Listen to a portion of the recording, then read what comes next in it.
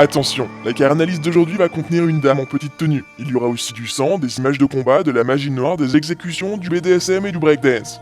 La présentatrice laissera échapper divers bruits d'orgasme, soupirs de plaisir et autres languissements d'adoration. L'émission d'aujourd'hui ne sera clairement pas objective. Toute l'équipe de la carte-analyse vous invite donc à vous munir de votre plus beau godemichet et d'une tenue en cuir pour profiter pleinement de cet épisode. Salut mon petit spectateur préféré, je suis vraiment ravie de te voir car aujourd'hui est un jour spécial. En effet, on va parler de mon personnage préféré. Le seul et unique personnage dont la simple évocation du nom me fait frissonner de plaisir. Le personnage qui transforme le pire de mes cauchemars en doux songe pornographique rien qu'en attrapant sa sucette. Il n'y a aucun sous-entendu malsain dans cette phrase. Aujourd'hui, nous allons parler de... Bayonetta. Encore une fois. Bayonetta. Ah, oui, parfait. Bayonetta est l'héroïne du beat'em all éponyme sorti le 8 janvier 2010 en Europe. Édité par Sega et développé par Platinum Games, le tout sous la direction d'Hideki Kamiya, le papa de la série Devil May Cry. Dans le pitch, tout ce qu'on a besoin de savoir, c'est que Bayonetta est une sorcière badass qui combat des anges avec classe, sensualité et exécution... sanglante.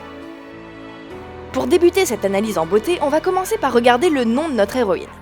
Bayonetta vient de baïonnette, cette lame qui se trouvait à l'avant des fusils pour transpercer ses adversaires au corps à corps. Et rien qu'avec ça, on a déjà quelque chose d'intéressant à regarder. On a ici une inversion, car les extensions de Bayonetta sont plutôt ses flingues. Mais c'est bien elle, la dangereuse lame, qu'il vaut mieux pas approcher de trop près. Ça met en avant le côté mortel de Bayonetta, car elle est déjà incroyablement puissante avec ses armes, mais même sans, son nom laisse suggérer qu'elle est loin d'être en reste. De plus, le côté tranchant de la lame lui va assez bien, parce qu'avec Bayonetta, en général, soit ça passe avec souplesse, soit ça casse avec fracas.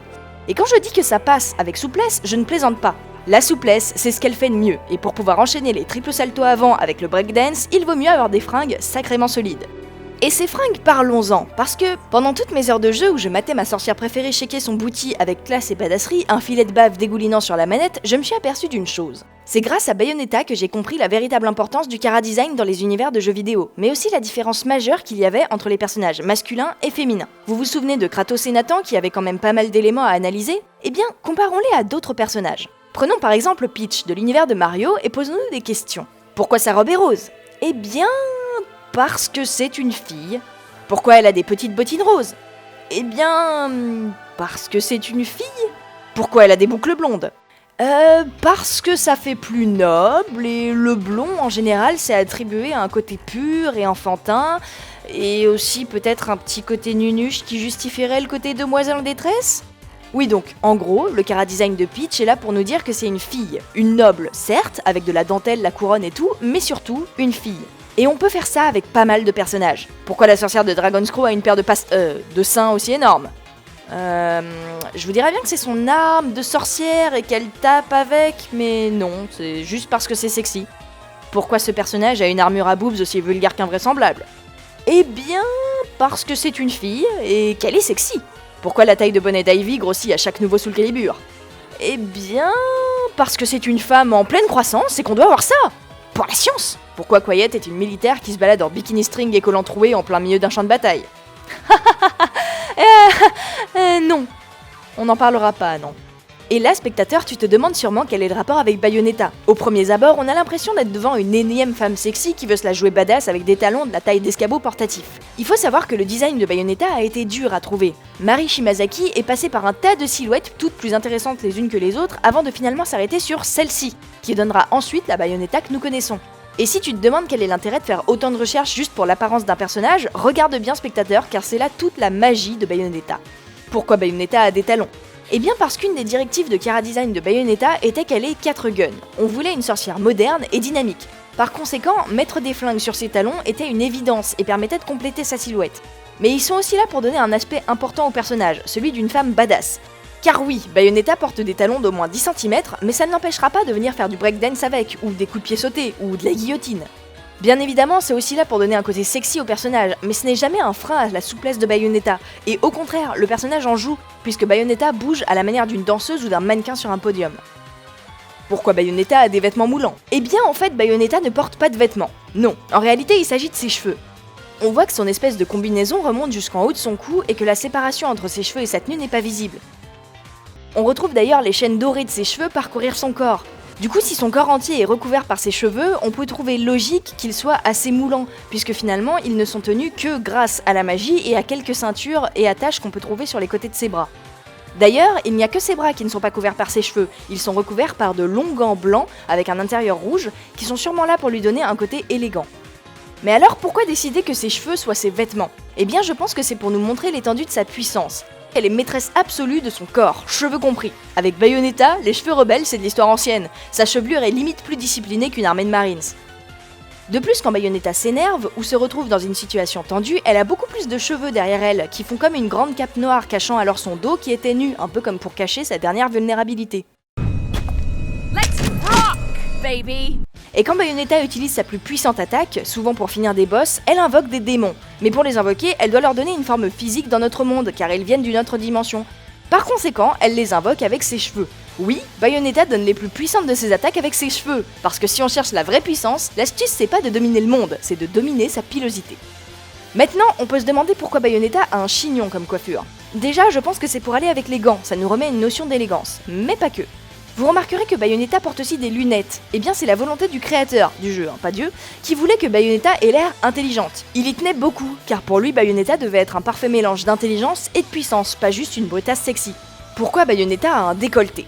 Eh bien parce qu'ils se sont habilement servis de son décolleté pour mettre en valeur quelque chose de beaucoup plus important. Un décolleté attire souvent le regard, par conséquent une blessure, une marque, un collier est immédiatement mis en valeur si la personne a un décolleté plongeant.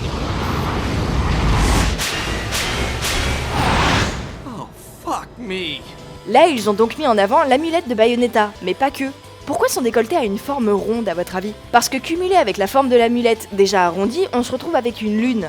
Et cette lune a une grande importance pour Bayonetta, c'est un de ses symboles. On y reviendra plus tard, mais se servir du décolleté d'un personnage pour mettre en avant un de ses symboles et un de ses objets qui lui est précieux, non seulement c'est intelligent, mais surtout ça permet de soulever un point important en matière de chara-design. Ici, la designeuse a fait en sorte que si on se pose la question « Pourquoi Bayonetta porte ci ?» ou « Pourquoi Bayonetta a ça ?», la réponse n'est pas juste « Parce que c'est une fille », mais bien « Parce que c'est une fille et que ». Mais maintenant que nous avons vu ses vêtements, nous allons voir que Bayonetta porte des accessoires qui sont loin d'être anodins. J'en note 3 qui ressortent le plus. Déjà, elle porte des boucles d'oreilles en forme de chat qui eux-mêmes nous ramènent une forme de talon aiguille. Oui, alors vu comme ça paraît aussi improbable qu'inutile, mais pourtant c'est bien représentatif. Je dirais même que c'est un des meilleurs symboles de Bayonetta avec la lune. Parce que le chat a toujours été attribué aux sorcières, surtout les chats noirs qu'on pensait directement envoyés par Satan lui-même. Mais les chats représentent surtout la souplesse, la liberté et le côté sauvage, qui sont un excellent représentatif de Bayonetta. Rappelons que, en plus, la sorcière peut aussi se changer en panthère noire. Et à côté, la forme de talon aiguille met en avant le côté sexy, la féminité poussée et assumée de Bayonetta, rappelant un élément qu'elle-même possède déjà. Ensuite, on peut remarquer qu'elle a sur les côtés de ses lunettes et dans son dos des ailes de papillon. Je dirais que ça donne un côté magique, voire démoniaque, puisque les ailes ne peuvent se voir que dans son ombre.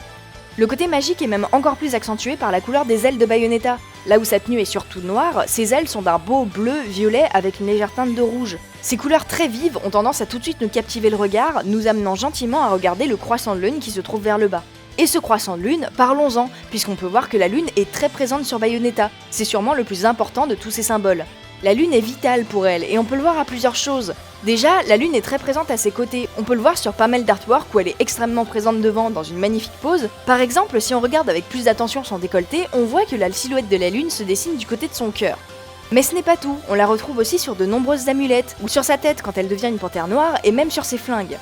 Les symboles de Bayonetta sont donc là pour mettre en avant son pouvoir. Le côté magique avec les ailes de papillon, la souplesse et son côté sauvage avec le chat, et son aspect occulte avec la lune.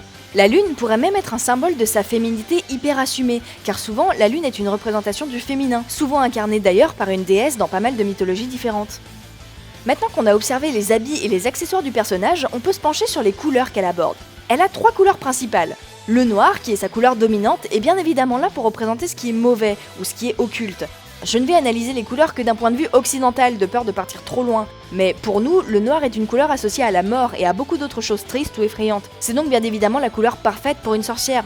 On pourrait même faire le rapprochement avec son symbole qui est la lune, peut-être que ce noir est surtout là pour représenter la nuit. Ensuite, nous avons le côté doré, avec ses chaînes qui parcourent sa tenue et se retrouvent aussi sur ses flingues. Si l'or est la couleur du luxe et du raffinement, c'est aussi surtout une couleur qui rappelle le pouvoir. Si les rois se couvrent d'or, c'est pour montrer aux yeux de tous qu'ils ont les moyens. D'ailleurs, si la couronne qui cerne leur tête est souvent en or, ce n'est pas anodin, c'est un métal noble, difficile à trouver, que l'on réserve à l'élite. Enfin, on a une légère touche de rouge avec l'intérieur de ses gants, ses rubans ou ses semelles de chaussures. Pour ces semelles, je vous dirais bien qu'elles sont devenues rouges à force d'avoir botté des culs ou de marcher dans le sang de ses ennemis. Depuis Kratos, on sait que le rouge rappelle la violence et le sang, mais pour Bayonetta, je pense que le rouge signifie autre chose.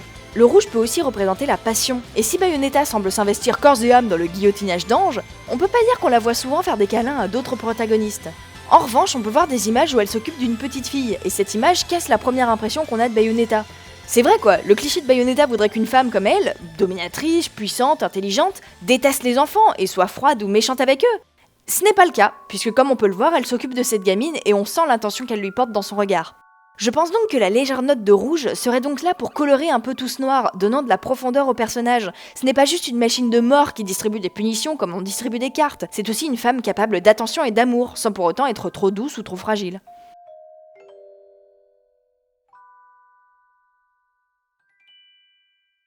Bon alors là, spectateur, si tu commences un peu à t'habituer au principe de la carte-analyse, on devrait analyser les poses des personnages. Mais ces poses sont tellement... Je t'avoue que j'ai un petit peu du mal à me concentrer sur mon texte, alors on va plutôt regarder autre chose.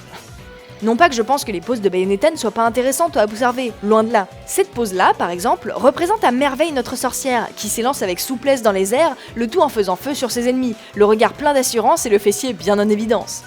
Malgré tout, les poses les plus mises en avant de Bayonetta sont là pour nous montrer son côté super provocateur et l'aspect sexy. Or, en analysant autre chose, je pense qu'on peut tirer encore plus d'informations de notre sorcière.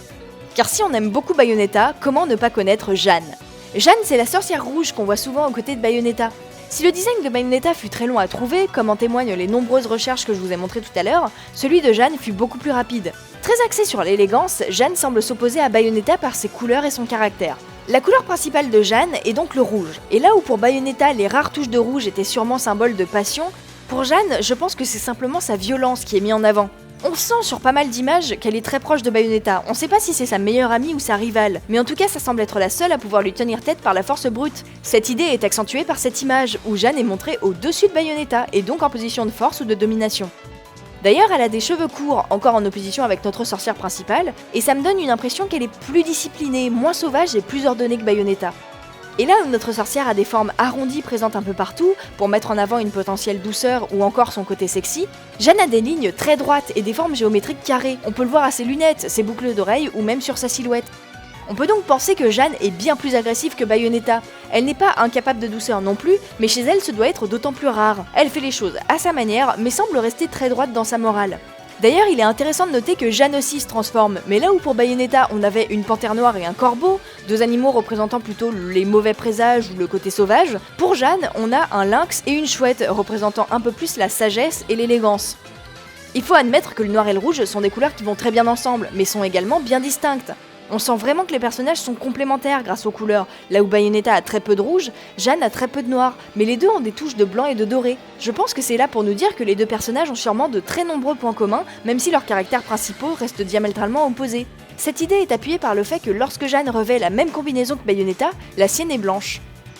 Bayonetta est donc une sorcière badass au look de dominatrice sexy avec une meilleure amie au caractère bien trempé. Et quand les deux sont dans la même pièce et qu'on les voit danser, on a l'impression de ne voir qu'un seul être débordant de puissance phénoménale qui ravage tout ce qui se trouve en travers de son chemin.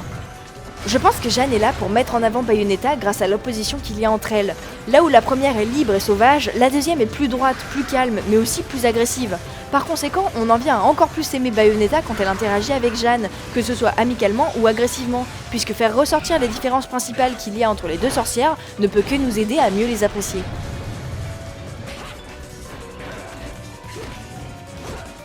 Et maintenant, spectateur, il est temps pour toi et moi de conclure sur ce qu'on a vu aujourd'hui. Déjà parce qu'avec toutes ces images qui défilent depuis le début, j'ai perdu une quantité phénoménale de sang qui s'écoule de mon nez, sans parler de ma bave qui a maintenant transformé mon clavier en marécage, mais surtout parce que je commence à avoir une très furieuse envie d'attraper ma manette pour relancer le jeu et faire du breakdance sauvage sur tout ce qui passe. Alors on va faire ça bien. Je pense que Bayonetta est une femme libre et sauvage qui s'assume pleinement. Jamais on ne verra Bayonetta tenter de cacher son corps ou dire qu'elle n'est pas comme les autres filles. Non, Bayonetta s'amuse en proposant la vue de son divin fessier à tous ceux qui souhaitent se mettre en travers de son chemin. Elle assume d'être une femme et en est fière, elle se bat royalement les ovaires de savoir si on l'approuve ou pas, et n'hésite pas à faire passer des petits clins d'œil coquins aux spectateurs débordants de désir que nous sommes, car elle sait qu'elle domine, que de toute façon personne ne l'attrapera jamais si elle n'en a pas envie. Bayonetta, c'est typiquement le personnage qui, en arrivant dans une salle remplie d'ennemis armés jusqu'aux dents, regarderait d'abord son reflet dans le miroir histoire de s'assurer qu'elle est sexy, et irait ensuite botter tous les petits culs bénis des environs, le tout en pole dansant sur leurs armes et en leur donnant des petits surnoms affectifs. Et ce qui est beau chez elle, c'est qu'elle est assumée à 300%. Tu veux une sorcière sexy ? T'as qu'à regarder la transformation de Bayonetta dès les premières minutes du jeu pour comprendre qu'elle a été faite pour toi. Tu veux de la dominatrice badass? T'as qu'à regarder les tortures qu'elle inflige à ses ennemis pour comprendre qu'elle est la maîtresse de ton cœur. Mais tu veux quand même un personnage un minimum humain, capable d'émotion? Eh bien Bayonetta ne viendra pas doucement te caresser le cuir chevelu, certes, mais de rares fois tu pourras la voir faire preuve de réelle attention et d'affection envers les autres, et le fait que ces moments soient rares les rend encore plus percutants. Quand on regarde bien Bayonetta, il y a des tas de choses d'elle qu'on peut analyser ou deviner assez rapidement, rien qu'avec sa pose, ou ses fringues, ou ses accessoires. C'est d'ailleurs tout le but de la care-analyse, tu me diras, mais c'est ça qui est important et qu'il faut retenir. Et c'est une des grosses différences entre Bayonetta et pas mal d'autres chara-design féminins. Sur d'autres héroïnes, la seule chose mise en avant est le fait que ce soit des filles. Et c'est tout. Je pense que c'est dû au fait que bien souvent ce soient les seuls protagonistes féminins de leur jeu et que leur seule utilité soit d'être le love interest du héros ou de faire du sexy facile pour plaire au public et faire du profit. Par conséquent, le seul caractère qui a été jugé important à développer chez ces personnages est le fait que ce soit des filles. Sauf qu'être une fille, au même titre qu'être gay ou être noir, n'est pas un trait de caractère, et travailler un personnage sans lui donner de caractère propre en fait un personnage creux, plat et complètement inintéressant. Imaginez, à la place de Kratos, si j'avais fait la care-analyse sur Nariko, je pense sincèrement qu'elle aurait duré 2 ou 3 minutes maximum, car je me serais très vite retrouvée à tourner en rond à plus savoir que dire, parce que certains éléments n'ont pas d'interprétation. Ils ont été mis là parce que c'est une fille ou parce qu'elle a besoin d'être sexy. Et c'est tout. Malgré tout, il ne faut pas s'arrêter à ça, parce que c'est à là que je veux en venir avec Bayonetta. Heureusement, il y a de plus en plus de chara-design féminin intéressants qui commencent à arriver. Le sexy plat, plutôt facile et soi-disant vendeur, est en train de voir arriver des personnages plus recherchés, qui plaisent autant si ce n'est plus au public, car ils parlent à plus de monde. Ils ne sont pas forcément parfaits, mais au moins ils cherchent à mettre d'autres choses en avant que le sexe de leur personnage. Ils nous révèlent des innocences perdues trop vite, des peurs à surmonter, du courage, de la détermination, de la volonté et de la passion. Attention, ça ne veut pas dire que tous les personnages travaillés uniquement sur le côté sexy ou cliché sont complètement inintéressants, et ça n'entraînera pas non plus leur disparition puisqu'il y aura toujours un public friand de ce genre de choses. Mais ce que ça veut surtout dire, c'est que ça va nous mener vers une évolution des personnages féminins ou autres qui vont devenir de plus en plus diversifiés, de plus en plus intéressants, mais aussi de plus en plus sincères. Car c'est en sortant des stéréotypes et des sentiers battus que l'on se rapproche le plus de personnages convaincants et attachants. Donc avant de partir, spectateur, j'aimerais juste te dire une chose. J'espère que l'on verra de plus en plus de chara-design recherchés, car j'aimerais que tout le monde puisse un jour profiter du plaisir de s'immerger dans un jeu vidéo en s'identifiant à un personnage qui nous ressemble vraiment ou qu'on aimerait être, dans un univers cohérent et onirique qui n'est pas forcément sexiste ou oppressif par souci de réalisme. Mais bon, ça, c'est mon côté utopiste.